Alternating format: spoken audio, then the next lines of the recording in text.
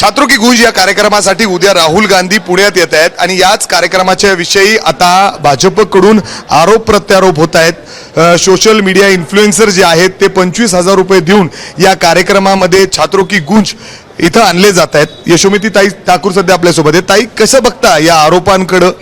नाही, मला तर हसू येते बीजेपीच्या या आरोपाने या गोंधळावर। मी ऐकला तो आवाज, मला तो आमच्या कार्यकर्त्याचा आवाज वाटत नाहीये। खरं ही भाजपची मंडळी ना कान गोष्टी खूप करत असतात, अफवा फैलवणारी ऑर्गनायझेशन म्हणून यांना ओळखल्या जातं। तर हेच अफवा फैलवत आहेत।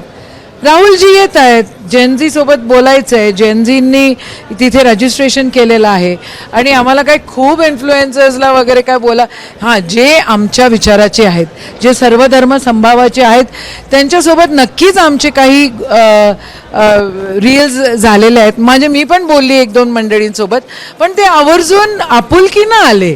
म्हणजे आमच्याकडे अशी प्रथा नाही आहे की पैसे देऊन काय करा, ही प्रथा भाजपवाल्यांचीच आहे, त्यांनीच लावलेली आहे। आतापर्यंत असे आरोप होते ते की फक्त मुलींना तरुणींनाच बोलवलं जात आहे आणि आता इन्फ्लुएन्सर आणतात तेही पैसे देऊन। नाही रे दादा, अजिबात असं काही नाही आहे। कोणाला आम्ही आणलेलं नाही आहे। आपुलकीने जो आलो तो आमचा की नाही, जो आता आम्ही सत्तेत नाही आहे आणि आम्ही काही कोणाला देऊही शकत नाही आहे।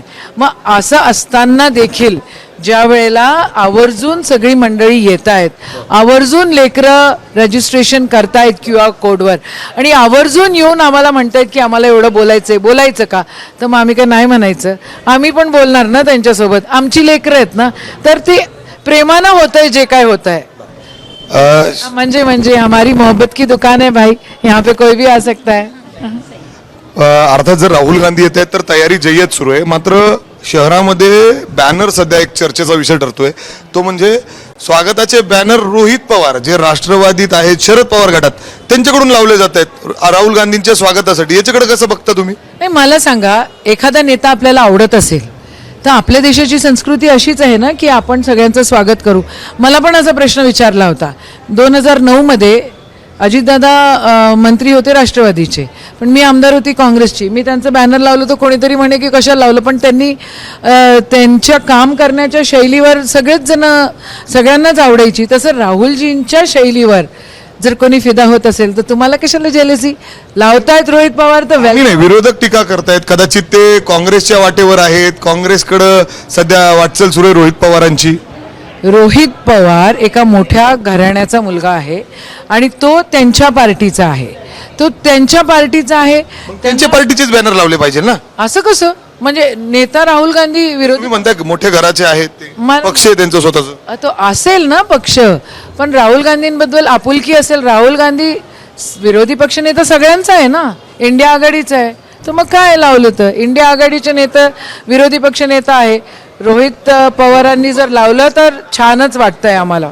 असं देखील चर्चा आहे की ते काँग्रेसमध्ये येऊ शकतात, आले तर स्वागत काय? का स्वागत नाही? इतका असा तरुण तडफदार युवा कोणाला पाहिजे नसेल? बिलकुल स्वागत। असंच उत्तर असणार आहे विरोधकांना। विरोधक व्हाय आर दे गेटिंग जेलस? एवढं का जळतंय राहुल गांधीच्या कार्यक्रमाला? तुम्हाला लावायचे आहेत का? तुम्ही पण बॅनर लावा। अर्थात जर आपण बघितलं तर अशा पद्धतीने उत्तर या ठिकाणी काँग्रेसकडून दिले जात आहेत। विरोधक ज्या पद्धतीने सध्या राहुल गांधींच्या या कार्यक्रमाला घेऊन आरोप प्रत्यारोप करतात, मात्र हे सगळं खोटं आहे आणि स्वागताचे बॅनर जर रोहित पवारांनी लावले तर स्वागतच आहे एका अर्थाने, अशी देखील टीका किंवा असं देखील म्हणणं या ठिकाणी काँग्रेसच्या नेत्यांचं आहे। कॅमेरामॅन विजय राऊत, मी मिकी घई, ABP माझा।